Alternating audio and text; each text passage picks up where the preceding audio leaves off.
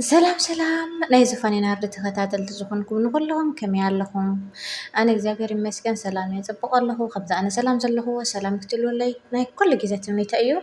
إيشن بقار بيانس ناكل التسامن زخونيات أفي إيه كرتاب مت فأي تعيط في إني بخميت أفي إيه خعنشتني خكافو لكم مت يدلهم خمزين نقول كي أني مول أنا خمزة تري واد لهم أبزي كاب ካብ ገዛ ናብ መኪና ካብ መኪና ናብ መፃወቲ ካብ መፃወቲ ናብ መናፈሻ ድዩ ዝበሃል ከምኡታት ክብል ልበይ ክትመልቆኒ ኢላ እያ ቀኒያ ማለት እዩ። ከምዚ ትሪእዎ ዘለኹም ደስ ክብል መዓት ፅርግያ ኢና እናሓለፍና ነርና ኣጋጣሚ ኮይኑ ከዓ ናብ በረኻ ኢና ወፂና ማለት እዩ። ናይዚ ዓዲ በረኻ ከላልየኩም እየ ደልየ በዚ ኣጋጣሚ ጋይስ። ናይዚ ዓዲ በረኻ እዚ ገና በረኻ ይበፃሕና ዝተወሰነ ሓመድ ኣሎ። እቲ ከተማታት እውን ዳርጋ ይወዳእናዮ ንእሽተን ናውፅእ ኢልና ዘለና እቲ ዓብይ እቲ በረኻ ዝበሃል ግን እዚ እዩ። ጊመል እኒሀለዋ እዚ ብቴንዳ ዝተሰርሐ ገዛውቲ እኒሀለ ኣባጊዕ ኣለዋ ኣጣል ኣለዋ ወዘተ ብዙሕ ኣለዋ ዋላ ከልብታት ኣለዉ ኣለዉ ሪኤ ነታ ጊመል እኳሲ ቆፅሊ ክህባ ኢሉ እንድየ ዝኸድ ፀኒሐ ኣብዚ ኣነ እኳ ኣይርአን ፀኒሐ ግን በቅድሚኡ ኣለዉ ቆልዑ ኣብያትና ሃዲማ ኣብያትና ካብኡ ከዓ ሲሰይ ይበልዓኻ እየን ገለ ኢሎሙና ይናኸሳእየን ኢሎሙና ፈሪሕናየን ማለት እዩ ኣሕዋት። ኤንዌይዝ ከምዚ ድዩ ዝበረኻ ርእይዎ በቃ እዚ ድዩ ዝበረኻ ከምዚ ዝበለ ይበረኻ ናይዞም ዓዲ በረኽኦም እዚ እዩ። ንህና በረኻና ከዓ ካልእ እዩ። ቀልቀል ግድሚ ሸታሕታሕ ዝበለ ኮኽሒ ዘለዎ በለሳት ዘለዎ ወዮ ንሕና ተዓበናሉ።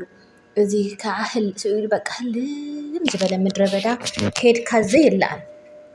ከይድካ ሳይውዳእን ኤንዌይ ከምዛ ትሪእዋ ዘለኹም እዚ በረኻ እዩ። ኣብዚ ዘለዉ መናእሰይታት ትሪእዎ መሳኪን ኣሕዋተይ ብፀሓይ ብንፋስ ታፊፎም ርእሶም ፈዚዙ ኣለዉ ብዙሓት ሕጂ እንታይ ድየ ሓሲበሲ እዞም ኣሕዋትናሲ እዞም ወረቐት ዘይብሎም ኣባጊዕ ይሕሉ ጊመል ዘይሕሉ ዝበሃሉሲ ኣብዚ ከባቢ ዶ ይህልው ኢለ እየ ቆልዓ እንዳበልኩ ነይረ ቪድዮ እናቐዳሕኩ ነይረ ማለት እዩ ጋይስ። ግን ክሪኦም ኣይከኣልኩን ርሑቕ እዩ እዚ ተቕሪበ እየ ዝቐርፀልኩም ዘለኹ እምበር ብጣዕሚ እዩ ርሑቕ እዩ እቲ ቦታ ማለት እዩ ጋይስ። ካብኡ ድማ ኣብዚ ንውረድ ኢልናዮም ኣብዚ ዝኒሀለ ገዛውቲ ክንወርድ ኣይከኣልናን ብዙሓት ኣኽላባት ነይሮምዎ ውሕ ይብሉ ክንወርድ ግን ኣይከኣልናን እቲ ንሕና ክንወርዶ ዘለና ካልእ ቦታ ስለዝኾነ መተለን እቲ ንሕና እንኸዶ ቦታ ርሑቕ እዩ ኣብቲ ከባቢ ኮይኑ ግን ከዓ ከምዚ ናይ በይንኻ ቦታ ፈሊኻ ብደንቢ ሪኢኻ ልክዕ ከምዚ እትሪእዎ ዘለኹም ጨርቂ ዝመስል መጋረጃ ነገር ጌርካ ኮፍ ትብል ቡናኻ ትሰቲ ፀብሒ ቲባ ሩዝካ ትሰርሕ ሻኻ ገለመለ ኣብኡ ኮፍ ኢልካ ኢኻ ፅቡቕ ነገር ንፋስ ትውቃዕ ማለት እዩ ኣሕዋት እንጆይ ትገብር ኣብዚ ብዝኾነ ብጣዕሚ ንፋሱ ደስ ክብል መዓት እዩ ክብለኩም ይደሊ ብጣዕሚ ደስ ዝብል።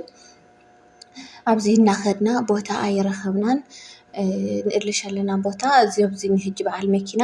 ኣብዚ ኣውሪዱስ ንሶም ግን ኣብ ካልእ ቦታ እዮም ከይዶም ዘለዉ ንፋስ ክወቅዑ ናብ ብርኽ ዝበለ እዮም ዝደልዩ። ኣብዚ ዓዲ ከዓ በሪኽ ቦታ የለን ኩሉ ሜዳ እዩ በቃ ሰጥ ዝበለ ሜዳ። እዛ መዓለንያ መኪና ትሪእዋ ኣለኹም ዶ ደስ ክትብል እዚኣ ዘለት መኪና ገዚአ ከም ረአኹም ትምኒተ እዩ። ድሓር ድማ ኣብኡ ተበሊዕና ገለመለ ምስ ህፃ ተፃዊትና ምስ ወዳእና ናብዚ ኸይድና ንብለኩም ክንድረር ማለት እዩ። ምግቢ ክንድረር ካልእ ካብ ንጣዕሚ ክንድረር ኢልና ከይድና ኣብዚ ኣቲና ገለ ኣንሕና ኣብ ላዕሊ ፎቕ ኢና ዘለና ኣብ ላዕሊ ፎቕ ኮይኑ እየ ዝቐርፅ ዘለኹ ድሓር ኣብዚ ከዓ ተመሊስና ከዓ ካልኦት ከዓ ናብዚ ኸይድና እቶም ሰብ ከይድካ ኣይለኣምን እዩ በቃ ሙሉእ ቀነ ኢና ኣብዚ ቀኒና ማለት እዩ። ተመሊስና ኸይድና ኣብዚ ከዓነይ ፎቶ እንቀራረፅ ኣለና ባዕሊ ባዕልና ምስ ደቂ ዓሙይ ማለት እዩ ጋይስ። ከመይ ከሪኢኹምኒ ሓፂረ እምበር ዱባ ኮይነ በቃ ድሕሪኡ ተመሊስና ከዓን ከም ኣመልና ከዓነ ተፃዊትና ምስ ወዳእና ከዓነ ኣብ ዝኾነ እንዳ ካፌ ከይድና ኣብ እንዳ ካፌ ኮፍ ኢልና እሳቶም ኣሞታተይ ብቅድሚኦም ዘለዉ ኣነ ከዓ እታ ካሜራ ኣብታ ቅድሚተይ ገይረ እየ ንእሽተን ቪድዮ ወፂአ ንዓኹም ንኸርኢ ኢለ ናይ ዘጠፋእኽዎ ምልክት ንክነግር ኢለ ቪድዮ ንእሽተን ቀሪፀ ማለት እዩ ጋይስ እምበር ምግቢ ይመፀና ስለ ዘሎ ነቲ ምግቢ ክብለስ ጣውላ ከልዕላ እየ ምክንያቱ እታ ቪድዮ ክዓፅዋ ኢለ እየ ማለት እዩ ጋይስ ስለዝነበረና ፃንሒት ከዓ ብጣዕሚ ደስ ዝብል ከምዚ ቀኒየ ክብለኩም ከምዚ ቀኒየ ንምባል እዩ ክቡራት ኣሕዋተይ ስለዝነበረና ፃንሒት ከዓ ብጣዕሚ እየ ዘመስግን ብካሊእ ቪድዮ ክሳብ ንራኸብ ሰናይ ቅድሚያ ላይክ ሸር ሰብስክራይብ እናገበርኩም ቤተሰብ ኩኑ ጋይስ ፕሊዝ